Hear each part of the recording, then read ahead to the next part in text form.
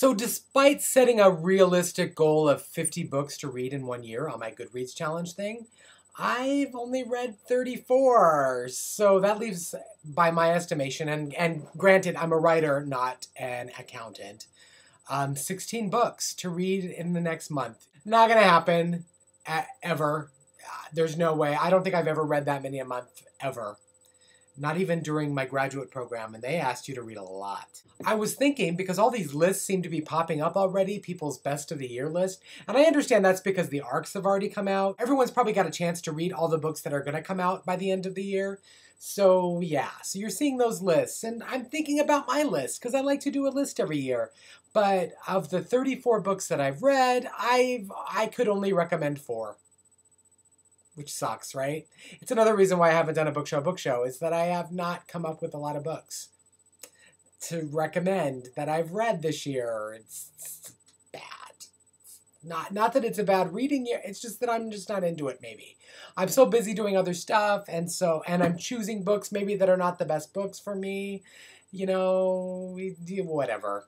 So that brings me to the point of this video, which is that I've pulled 10 books out of my TBR pile, my sizable TBR pile, which is probably 300 books or so and counting.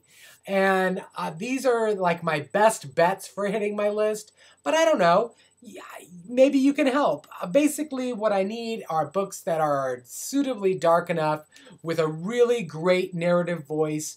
There could be romance, there could be horror, there could be lots of things. There could definitely be snarkiness. That would be very helpful. I'm going to show you which books might have a chance of being in my top 10, and you tell me your top 3 recommendations for which ones I should choose. I can't imagine that I'm going to read more than 3 books in December. I can't imagine. Because in addition to these 3 YA books, I am definitely reading Gillian Flynn's Gone Girl. I am going to read The Case of the Deadly Butter Chicken is going to get read, as well as the 4th volume, the hardbound volume of Walking Dead. So those are getting read, and then 3 more of these books here. Help me. Help me. The first book is Gina D'Amico's Croak with the super shiny cover. Aww. It's like a disco up in this bitch. I've heard really good things about this. I actually started reading this on my Nook as a NetGalley book and just didn't get through it before it deleted itself off my reader, so yeah. The next book is Michael Grant's Berserk, or BZRK, whichever you prefer. This has to do with like nano stuff and craziness, and I love his Gone series, so I'm sure I'm going to love that at some point. Whether it's this year or not, I don't know. Defiance by C.J. Redwine. I know that this is a high fantasy, and I don't normally go into that, but I love C.J. in person, and her voice, if it's anywhere near as fun and snarky as she is in person, then I think I'll be happy with that one. Laura Bickle's The Hallowed Ones. Horror set in the Amish community. Yeah, I'm all over this book. I was looking for this for quite a while. Look, it even has suggestions in the back for other books you might be interested in. The Blessed by Tanya Hurley. Yes, I have changed it to the black version of the cover because I like it that way. I like it a little dark. I don't know if you noticed that about me.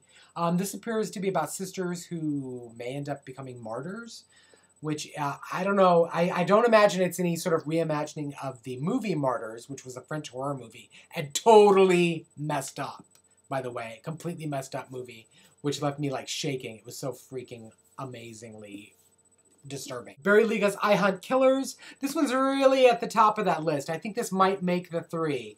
That's just my guess. Plus, it's not that long. I thought it was longer, but it's not so long. Susan Dennard's Something Strange and Deadly. Zombies. I clearly am into zombies, right? That could be a winner. Who knows? Bethany Griffin's Mask of the Red Death. I started reading this in the store. I actually had a big pile of books at the store with me, like 6 or 7 books. And I went through and I read like the first couple of pages of each of them. And this was the only one that really jumped out at me as being awesome. And then I met Bethany in Vegas, and turns out she is good people. And so I definitely want to read that at some point, whether it's December or not, I don't know. I've got a couple of ARCs here. Liber the Diviners. I realize I could have a hardback, like, finished copy of that by now, but I have not. I did not get it yet. This one is, I'm probably more akin to her Great and Terrible Beauty series, in that it's a historical with paranormal elements.